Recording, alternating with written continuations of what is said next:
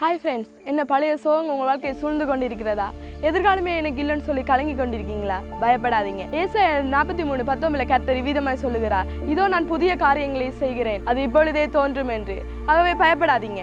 இஸ்ரவேல் ஜனங்கள் அன்று வனாந்திரத்தில் நின்று கொண்டு இந்த பக்கம் போவது என்று தெரியாமல் தவித்துக் கொண்டிருக்கும் போது பயந்து புலம்பிக் கொண்டிருந்தார்கள். பின்பதாக பார்க்கும்போது பார்வோனுடைய சேனை தங்களை சூழ்ந்து கொண்டது.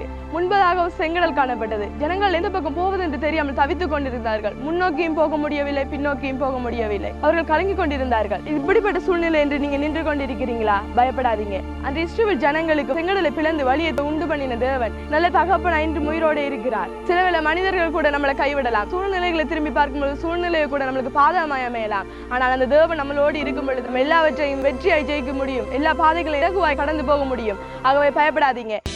பார்வோனின் சேனை என்னை பின் தொடர்ந்தாலும்